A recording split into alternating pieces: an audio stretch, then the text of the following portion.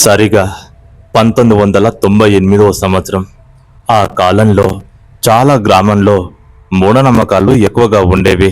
చీకటి పడేలోపు ప్రజలంతా వాళ్ళ ఇళ్లలో ఉంటూ బయటకు చూసేవాళ్ళు కాదు. ఎందుకంటే అర్ధరాత్రి పూటల ఆ ఊర్లో చాలా భయంకరమైన సంఘటనలు జరుగుతూ ఉండేవి. ఆ ఊరు పేరు నల్లవాగు. నల్లవాగు గ్రామం పేరు వింటే చుట్టుపక్కల ఉన్న కొన్ని గ్రామాలలో భయం మొదలవుతుంది. ఎందుకంటే ఆ గ్రామంలో వరుస మరణాలు ఇంకా ఎన్నెన్నో భయంకరమైన సంఘటనలు జరుగుతూ ఉండేవి. అందుకని ప్రజలు ఎవ్వరు కూడా గడప దాటి బయటికి వెళ్లరు. కిరణ్ అనే ఒక అబ్బాయి అప్పటి వరకు పట్టణంలో పై చదువులు చదువుతూ అక్కడే ఉన్నాడు. కానీ ఈ మధ్యనే గ్రామానికి రావాలని అనుకుంటాడు. కానీ ఆ రోజుల్లో ఎలాంటి ఫోన్ సౌకర్యాలు లేకపోవడంతో కమ్యూనికేషన్ అంతగా లేకుండేది. అలా అప్పుడు కిరణ్ ఇంకా ఒక అర్ధరాత్రి, అది కూడా ఆ రోజు అమావాస్య, ఇంటికి తిరిగి వస్తున్నాడు.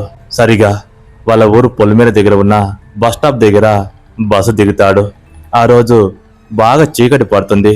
ఇంకా అక్కడి నుంచి ఊరు వరకు నడుచుకుంటూ రావాలి. మార్గం మధ్యంలో ఎలాంటి వీధి దీపాలు కూడా ఉండవు, అంతా చీకటి. ఇంకా తన దగ్గర ఉన్న ఒక చిన్న టార్చ్ లైట్ వేసుకొని నడుచుకుంటూ వస్తున్నాడు కిరణ్. కిరణ్ ఇంకా చుట్టుపక్కల చూస్తూ కాస్త భయపడుతూనే ఇంటి వైపుకు గబగబా అడుగులు వేస్తూ ఉన్నాడు. ఇంకా తనకు తెలుసు, ఇంకా ఊరు రావాలంటే ఇంకా 2 కిలోమీటర్లు వెళ్ళాలని. ఎటు చూడకుండా ముందుకు అడుగులు వేస్తూ ఉన్నాడు. ఊరు దూరంగా కనబడుతుంది. ఇంకా ఆ పొలాల గట్ల మధ్యలో నుంచి ఆ ఊరుకు వెళ్లే దారిలో వెళ్తున్నాడు కిరణ్. చుట్టూ అంతా భయంకరమైన చీకటి, ఎటు చూసినా చిమ్మ చీకటిగా ఉంది. కిరణ్లో భయం మొదలైంది. తొందరగా ఇంటికి వెళ్ళిపోవాలని ఇంకా వెళ్తూనే ఉన్నాడు. అలా ఊరికి దగ్గరికి చేరుకున్న లోపే అక్కడ 3 బాటలు కలిసి దారి ఉంటుంది. ఆ దారి దగ్గరికి వెళ్ళగానే కిరణ్కి ఆ 3 బాటలు కలిసే దగ్గర ఏదో వెలుగుతున్నట్టుగా కనబడుతుంది. ఇదేంటబ్బా, ఇంత అర్ధరాత్రి వేళలో రోడ్డు పైన ఏదో వెలుగుతుంది, ఏంది అనుకుంటూ మెల్లగా దగ్గరికి వెళ్తాడు. అలా వెళ్ళి చూస్తే అక్కడ ఒక గుమ్మడికాయ పైన దీపం వెలుగుతూ ఉంది. పక్కనే చెక్కతో చేసిన ఒక బొమ్మ ఉంటుంది. నిమ్మకాయలు, జీడి గింజలు, వెంట్రుకలు. అక్కడ ఒక భయంకరమైన సిచ్యువేషన్ కిరణ్కి ఎదురవుతుంది. అదంతా చూస్తూ కాస్త భయపడినప్పటికీ కూడా ఇదంతా ఎవరో పిచ్చి పనులు చేస్తున్నారు, రోడ్డుకు అడ్డంగా ఇలా పెడతారా అంటూ ఒక్కసారిగా కాలుతోటి తంతాడు. అలా తనగానే ఆ మంట పక్కకు పడుతుంది. అలా పడగానే చుట్టుపక్కల పెద్దగా గాలి వస్తుంది. ఎవరో ఒక్కసారిగా కిరణ్ వెనకాల నిలబడినట్టుగా ఫీలింగ్ వస్తుంది. కిరణ్ వెనుకకు తిరిగి చూస్తాడు. అక్కడ ఎవరు ఉండరు. ఆ రోడ్డు పైన ఉన్నటువంటి ఆ నిమ్మకాయలు, ఆ జీడి గింజలు, వాటన్నిటినీ కాలుతో చెరిపేస్తాడు. బాటకు ఎదురుగా తీసేస్తాడు. అలా తీసేసి తొందరగా ఇంటికి వెళ్ళాలని అనుకుంటాడు. కానీ తన వెనకాల ఎవరో నడుచుకుంటూ వస్తున్నట్టుగా కిరణ్కి అనుభవం అవుతుంది. అలా వెనకకు తిరిగి చూస్తూ ఉంటాడు. ఎవ్వరూ కనబడరు. దూరంగా నక్కల కూతలు భయంకరంగా వినబడుతున్నాయి. ఇంకా ఊరి దగ్గరికి చేరుకున్నాడు. కాస్త 50 అడుగులు దూరం వేస్తే ఇంకా వాళ్ళ ఇల్లు వస్తుంది. వాళ్ళ ఇల్లు వస్తుంది అనగానే వెనకాల నుంచి ఎవరో కిరణ్ పేరు పెట్టి పిలిచినట్టుగా శబ్దాలు వస్తాయి. ఎవరై ఉంటారబ్బా అనుకుంటూ మళ్ళీ వెనుకకు తిరుగుతాడు. ఎవ్వరూ కనబడరు. కానీ ఎవరో తన వెనకాల వస్తూ ఉన్నారు. ఇదంతా పట్టించుకోకుండా ఇంటికి చేరుకొని తలుపులు కొడతాడు. అలా తలుపులు కొట్టగానే ఒక్కసారిగా వాళ్ళ అమ్మ మేల్కొని తలుపులు తీస్తుంది. ఏరా నానా, ఇంత చీకట్లో వచ్చావేంటి అని అడుగుతుంది. అదేం లేదమ్మా, చూడాలనిపించింది వచ్చాను అంటూ కిరణ్ ఇంకా చెప్తాడు. సరే నాన్న, ఇంట్లోకి రా అని తలుపులు మూసేస్తుంది. కానీ కిరణ్ కాళ్ళకు పసుపు కుంకుమ అంటూ ఉంటుంది. అప్పుడు వాళ్ళ అమ్మ గమనించి, ఏరా నీ కాళ్ళకు ఆ పసుపు కుంకుమ ఎక్కడిది అని అడుగుతుంది. అప్పుడు కిరణ్ ఈ విధంగా చెప్తాడు. అమ్మా, వస్తుంటే రోడ్డు పైన 3 బాటలు కలిసి దగ్గర ఎవరో తీసివేశారు. ఇలాంటి మూఢనమ్మకాలతో జనాలను మరింత భయపెట్టిస్తున్నారు. అందుకే కాలుతో దాన్ని తన్నేశాను, అక్కడే అంటుకున్నట్టుంది అని వాళ్ళ అమ్మకు కిరణ్ చెప్పగానే వాళ్ళ అమ్మ చాలా భయపడుతుంది. ఏరా, ఏం మాట్లాడుతున్నావు నువ్వు? వచ్చేవాడివి సైలెంట్గా రాక ఆ 3 బాటలు కలిసే దగ్గర వాటిని ఎందుకు తన్నావురా? చాలా మంది నరదీక్షను తీయడానికి తీసివేస్తారు. నీ వెనకాల ఏదైనా గాలి వచ్చిందంటే అది వదలదు బిడ్డా అని కొడుకుకి చెప్తూ ఉంటే, చూడమ్మా, అవన్నీ పట్టించుకోకు, నాకు ఏమీ కాదు. అయినా ఇలాంటివి ఎందుకు నమ్ముతున్నావు? అలాంటివి పట్టించుకోకని తల్లికి చెప్తాడు. అప్పుడు వాళ్ళమ్మ, లేదు నాయనా, నువ్వు ఆ బట్టలు వదిలేసి వేరే బట్టలు వేసుకో అంటూ చెప్పగానే కిరణ్ ఇంకా బట్టలు తీసేస్తాడు. తీసేస్తే వాళ్ళ తల్లి తీసుకెళ్లి బయట పెడుతుంది. అలా పెట్టగానే కిరణ్ ఇంకా స్నానం చేసుకొని మరొక డ్రెస్ వేసుకొని ఇంకా తినడానికి సిద్ధమవుతాడు. వాళ్ళ నాన్న కూడా పలకరిస్తాడు. అప్పుడు వాళ్ళ నాన్న కూడా జరిగిందంత చెప్పగా, రేయ్, అలాంటి పిచ్చి పనులు ఎందుకు చేసావురా నువ్వు? సైలెంట్గా రాక ఎందుకు తన్నావు అని అడగగా, నానా మీరేం భయపడకండి, నాకు ఏమి కాదు, ఇంకా ఇలాంటివి ఎందుకు నమ్ముతారు మీరు అని చెప్తూనే ఉన్నాడు. కానీ వాళ్ళ అమ్మ మాత్రం ఆ బట్టలు తీసుకొని వెళ్ళి బయట కాంపౌండ్ వాళ్ళలో ఒక తీగకు తగిలేస్తుంది. ఇంకా చీకటి బాగా పడింది. అందరు తిన్న తర్వాత, అంటే కిరణ్ తిన్న తర్వాత నిద్రకు ఉపక్రమిస్తారు. కిరణ్ తన గదిలో ఒంటరిగా పడుకుంటాడు. వాళ్ళ అమ్మ నాన్న హాల్లో పడుకుంటారు. అప్పుడే సరిగా రాత్రి, అంటే అర్ధరాత్రి 1 గంటలకు ఆ ఇంటి ముందల ఎవరో ఏడుస్తున్నట్టుగా శబ్దాలు వస్తాయి. ఆ శబ్దాలు మాత్రం కేవలం కిరణ్కు మాత్రమే వినబడతాయి.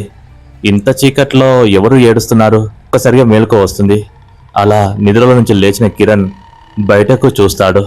అలా కిటికీ విండోలో నుంచి చూస్తే, అంటే కాంపౌండ్లో ఎవరో ఒక ఆకారం కూర్చొని భయంకరంగా ఏడుస్తూ ఉంది. కిరణ్కి ఏం అర్థం కాలేదు. ఎవరై ఉంటారబ్బా, ఇంత చీకట్లా మా ఇంటి ముందల వచ్చి ఏడుస్తున్నారు అని మెల్లగా టార్చ్ లైట్ వేసుకొని వాళ్ళ అమ్మ నాన్నను లేపకుండా ఇంటి తలుపులు తీస్తాడు. అలా తలుపులు తీసి బయటికి లైట్ వేసి చూడగా అక్కడ ఎవరు కనబడరు. చుట్టూ అంతా చూస్తాడు. ఊరు వీధులన్నీ ఖాళీగా ఉంటాయి. ఇంకా చుట్టుపక్కల చూస్తే ఎవరు కనబడరు. ఇదంతా నా భ్రమ అనుకొని మళ్ళీ తలుపులు మూసి వచ్చి తన గదిలో పడుకుంటాడు. అలా పడుకున్న 10 నిమిషాలకే మళ్ళీ అవే ఏడుపులు మళ్ళీ అదే విధంగా వినబడుతున్నాయి. మళ్ళీ చూస్తాడు. అక్కడ అదే ఆకారం కనబడుతుంది. ఇదేంటి, నిన్ను వెళ్ళి చూస్తే కనబడతలేదు, ఇప్పుడు కనబడుతుంది ఏంటి అని మళ్ళీ వెళ్తాడు.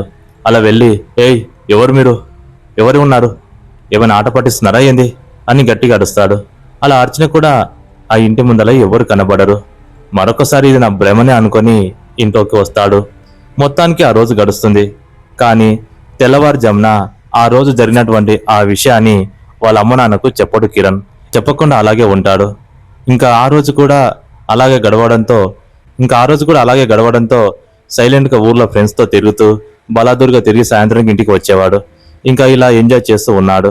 మొత్తానికి ఇలా ఒక 20 రోజులు గడిచింది.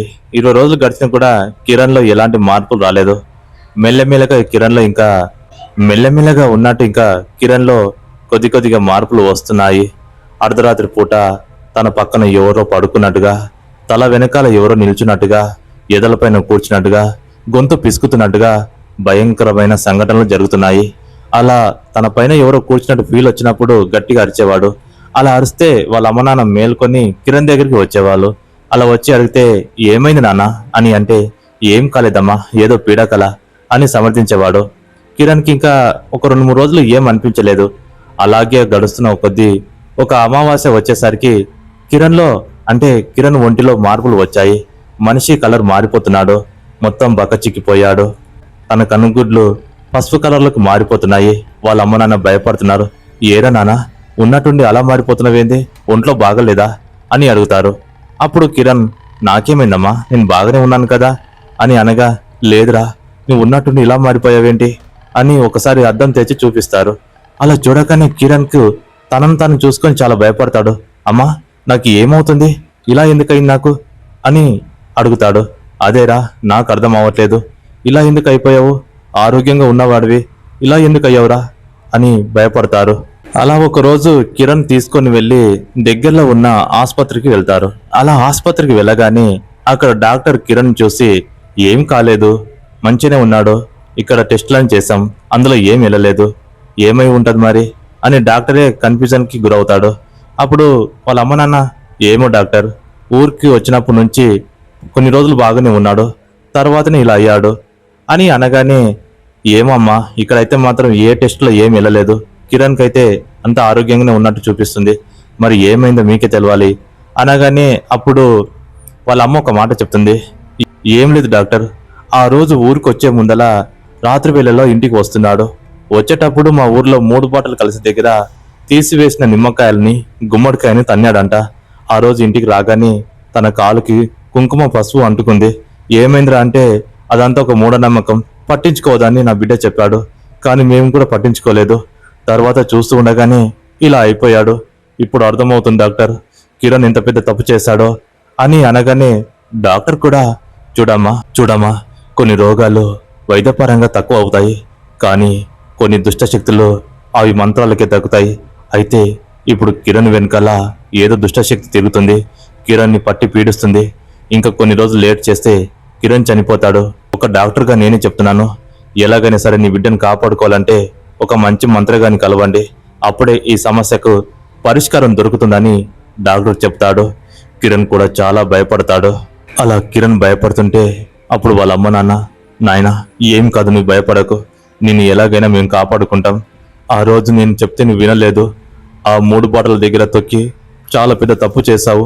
ఇప్పుడు చూసావా, నీ శరీరంలో ఏదో దుష్టశక్తి ఆవహించింది, అది నిన్ను రోజు రోజుకు తినేస్తుంది బిడ్డ, నీకు ఏం కానివ్వను, తల్లిగా నేను ఉన్నంత వరకు నీకేం కాదని వాళ్ళ అమ్మ చెప్తుంది. కిరణ్ భయపడతాడు. డాక్టర్ కూడా ఒకటే మాట చెప్తాడు, చూడండి మీరు లేట్ చేయకండి, ఎలాగైనా సరే ఒక మంచి మంత్రగాన్ని కలిసి ఈ పరిష్కారానికి మార్గం వెతకండి, కిరణ్ ప్రాణాలతో బతుకుతాడు అని చెప్పగానే ఇంకా ఆ రోజు కిరణ్ తీసుకొని ఇంటికి వెళ్తారు. తెల్లవారితే పౌర్ణమి. ఆ రోజు ఒక్కసారిగా ఇంట్లో పెద్ద పెద్ద శబ్దాలు వస్తున్నాయి. కిరణ్ అరుస్తున్నాడు, గాల్లో తేలుతున్నాడు, గోడలపైన పాకుతున్నాడు. ఎవరికి ఏం అర్థం కావట్లేదు. చుట్టుపక్కల ఉన్న వాళ్ళందరూ వచ్చారు. కిరణ్ పరిస్థితిని చూసి చాలా భయపడుతున్నాడు. ఎందుకంటే కిరణ్లో ఇప్పుడు ఒక భయంకరమైన దయ్యం ఉంది. కిరణ్ కళ్ళన్నీ భయంకరంగా మెరుస్తూ ఉన్నాయి. శరీరం అంతా తెల్లగా మారిపోతుంది. కిరణ్ విచిత్రంగా ప్రవర్తిస్తూ ఉన్నాడు. వాళ్ళ అమ్మ నాన్నలు భయపడుతున్నారు. అప్పుడే ఆ ఊరు పెద్దలందరూ వచ్చి కిరణ్ని గట్టిగా పట్టుకున్నారు. అలా పట్టుకొని ఒక స్తంభానికి కట్టేస్తారు. అలా కట్టేయగా ఆ స్తంభాన్ని నుంచి విడిపించుకోవడానికి కిరణ్ చాలా రకాలుగా ప్రయత్నిస్తాడు. కానీ అది చేస్తుంది కిరణ్ కాదు, తనలో ఉన్న ఒక దుష్టశక్తి.